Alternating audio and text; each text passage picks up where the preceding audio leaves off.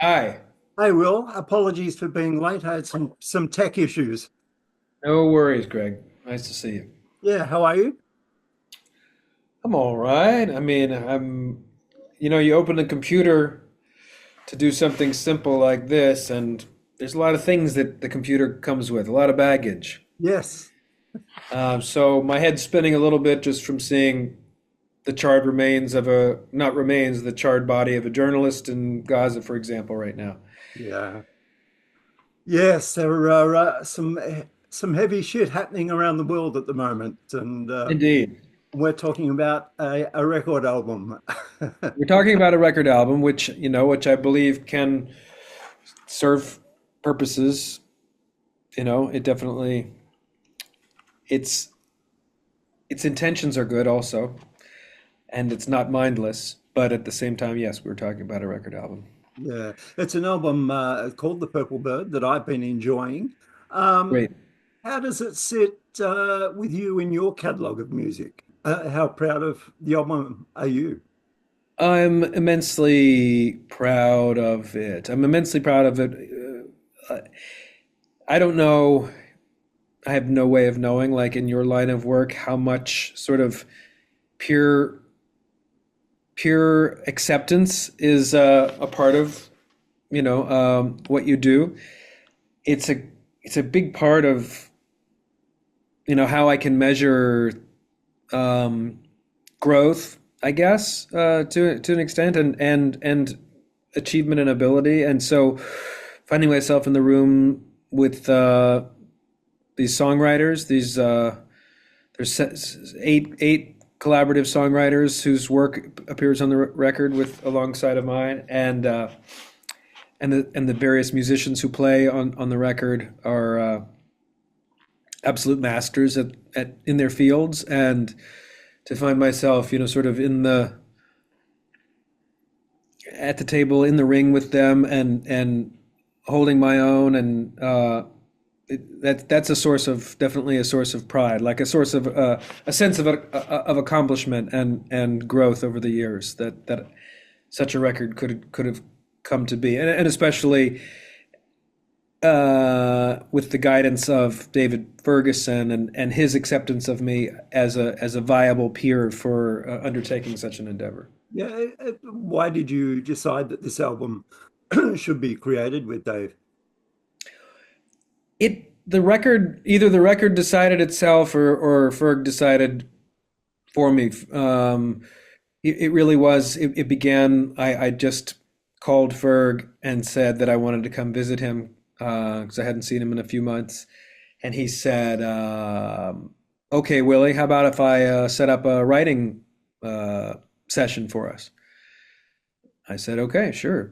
He said, "Okay, how long are you gonna be in town? I'll set up a couple." So he set up four on that trip, and it was something I'd never done before, and we had no stated goals or anything except to have these writing songwriting sessions. So each session is intended to yield at least one song, and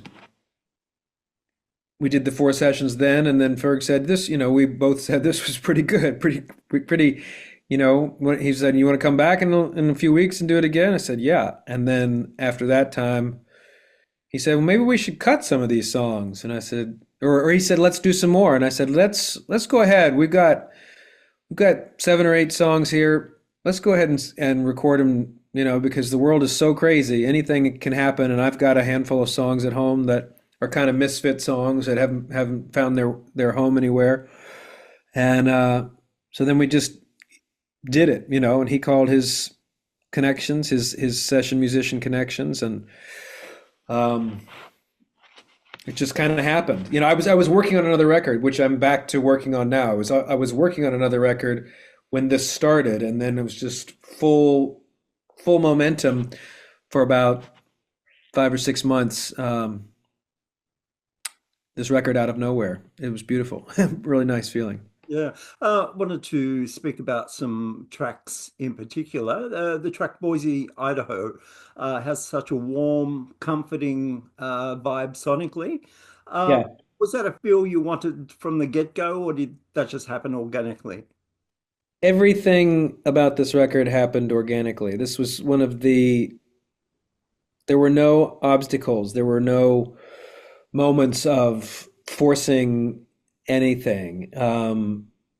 I don't know. I couldn't tell you, I could tell you, but I could tell you almost as well as you could tell me why this record might have the welcoming warmth that it has. It was just, I think everybody was happy to be in the room with each other, and even pulling together a song of emotional confusion, in the through that we hear through the voice of the narrator of the song. We're still kind of having a ball doing it. Yeah. Downstream, a beautiful track which features John Anderson. Were you thinking of using another vocalist when you were writing the song? Well, we wrote it with John. We went over to John's house and wrote two songs, "The Water's Fine" and "Downstream." One afternoon at his house, and he fixed us lunch, and it was great. And then just as we had tracked everything, and Ferg said, I bet if we asked John, he'd come over and sing on this.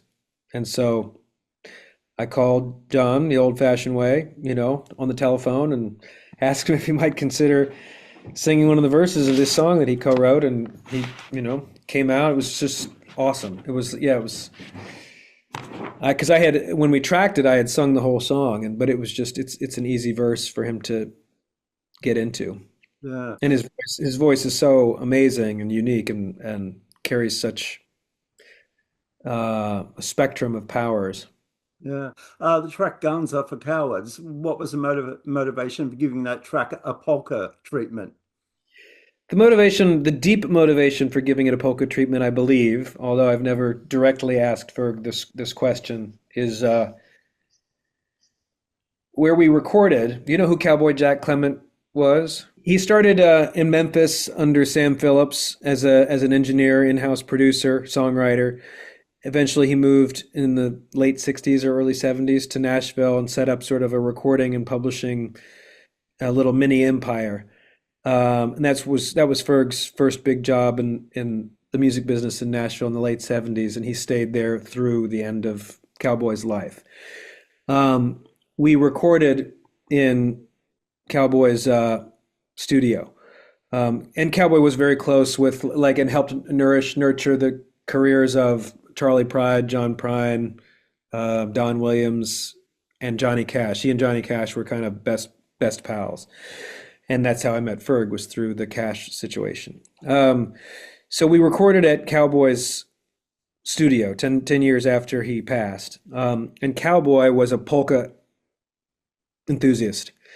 And so I think that when Ferg heard the song, I think he probably was maybe mildly uncomfortable with some of the lyrics in the song, and just figured, uh, let's just step around what you're singing about here, and but in so doing, we can also simultaneously pay loving tribute to his good friend, hero, mentor, employer, Cowboy Jack Clement. Yeah. The track order, is that important to you? Is that something that you get involved in? Yeah, I mean, it's kind of one of the, because when you work on songs forever, you schedule the sessions, you do the sessions. They can be usually fairly intense and emotionally draining, and then kind of the fun come down task is to do the sequencing. It's where you can just sort of ideally relax and enjoy yourself, and say, well, we've done everything we can to make these songs, presentable to the public. Now let's put them in a sequence that tells the story. And this record kind of, once again, it just fell, because usually you test out two, three, four sequences before it works out. You get advice from friends, colleagues. But this one, it just, I sequenced it. I said, Ferg, what do you think? He said, sounds great, and it sounds great. It was like they just sort of, it made sense. Yeah. Yeah. How do you know when a song is finished and to leave it alone? It's a combination of things. Ideally, you do get a sense of that the song has completion, but it also, you can't work on a song forever. You can't work on a record forever because it's how, well, it's how I used to make a living when people bought music. Now it's sort of an adjacent activity, but it still has some degree of urgency, and there's some degree of timeliness that I try to respect. And so a song, if you a song has to be done in order to make a record, and so you have to just say at a certain point, this song is done. I mean, with the songs that I began prior to the coming of the Purple Bird, then I got back into the songs, and a lot of them I'm rewriting completely, songs that I thought were completed songs. And so, a wonderful thing about a song is that it could be done today, but if you're given 2 more weeks, it can become a different song over the course of those 2 weeks because the world changes and you change. And then once you say that the song is done, it doesn't even then have to be done because live I've changed a few of the lyrics from the Purple Bird songs just because I sang them in the months leading up to recording countless times, trying to find all the little leaky spots in the songs, and I couldn't find them all. And so live now, I get to still fix a board here and hammer a nail there and make sure that they float. Yeah. How are the new songs coming up live? Are you enjoying playing them? The Purple Bird songs? Oh yeah, I was a little concerned because yeah, the record came out of quote unquote nowhere, and I had been performing solo since kind of since the pandemic, just because it was easier. You didn't have to worry about viral exposure if you're one person versus if you had a three-piece band or something like that. And then I'd started to play with a guy, Thomas Deacon, who lives in Louisville, who plays a trumpet with me, an electric guitar, baritone guitar, and a clarinet. And I thought, okay, we finished this record. It's going to come out. I guess we should start playing some of these songs. I don't know how I'm going to do it. I told the labels, I don't know how I'm going to do any of these songs. And we just started doing them. And the revelation was that these master songwriters with whom I collaborated helped build songs that are, relatively infallible, or I can't destroy them. They're strong enough that they're structured in such a way that it works when we play it as a two piece, when we play it as a three piece, and sometimes when we expand the band to five, six, seven pieces, the songs still shine through, and that's a massive, massive education for me. Yeah. In the studio, did you use your own instruments or the stuff that was in the studio? And do you get emotionally attached to your guitars? That's a good question. I imagine I'm probably emotionally attached to some of my, yeah, I imagine I'm emotionally attached to certain instruments. Although if they all went away, I don't know. Um, but in the studio, I brought one instrument, and other than my voice. I mean, my voice, if I could get by as a singer and not as an instrumentalist, that's what I would do because I focus on my voice. But all the other instruments, it's a bunch of incredible and skilled and session folks who brought their own instruments and or utilized, say, the aspects of the drum kit or the piano or organ that were there at Cowboy Studio. Yeah.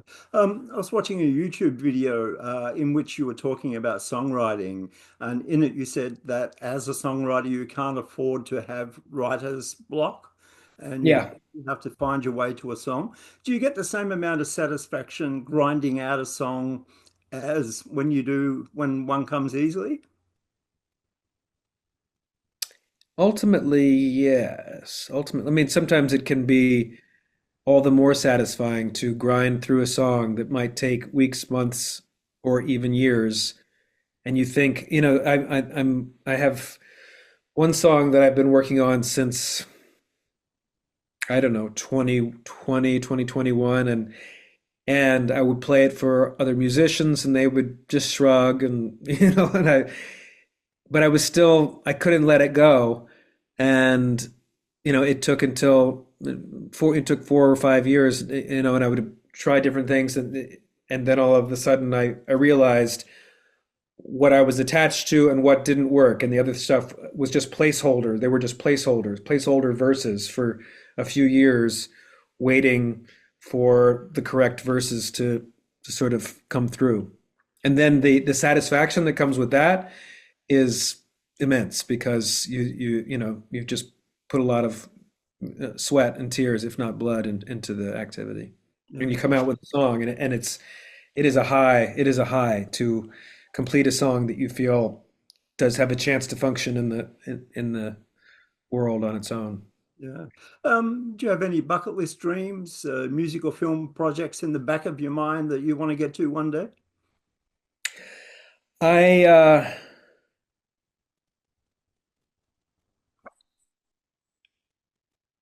Yeah, I think probably. There are, I had wanted to make a Merle Haggard tribute record that Merle Haggard would hear, and we were in the middle of making it when he passed in 2016. Along those lines, there are current, fortunately much younger, so there's a lot of time for me to have the possibility of fulfilling the dreams. But singers like there's a country singer Miranda Lambert who I love, and I would love to write a song for her, for example. Or um, I also I'm just in the process now of reaching out to a Lebanese French fiction writer who writes about music and love and politics, and I'm going to see if he can help me to perhaps learn a song in Arabic. Um, I know you've got an interview coming up. When might we see you back in Australia again? The plan is February. Oh, wow. Yeah. Okay. With the same setup, stage setup. I mean, right over the next few months, we will. It just all depends. In Australia, I have colleagues and friends that I may be able to enlist. For example, we're going to Europe in May with our Kentucky-based trio, but then we will be collaborating with um, Mess-esque. Do you know Mess-esque? I've heard of it. Yeah, it's a Melbourne duo. They'll be on tour over there, and we will all play together. And if they're around next to summer in Australia, I might ask them if they might want to come around and have some more fun. Um, but we also may be a quartet by then. There's a young man who plays fiddle and banjo from Washington State who's calling Kentucky home right now, and we're talking about him joining us in our travels. Yeah. All right. Sounds. Where are you based? I'm in Melbourne. Oh, sweet, yeah. Yeah. But Will, it's been great to chat, and we'll catch you in February. Great, Greg. Thank you very much. Have a Thank great day. you too. Bye bye.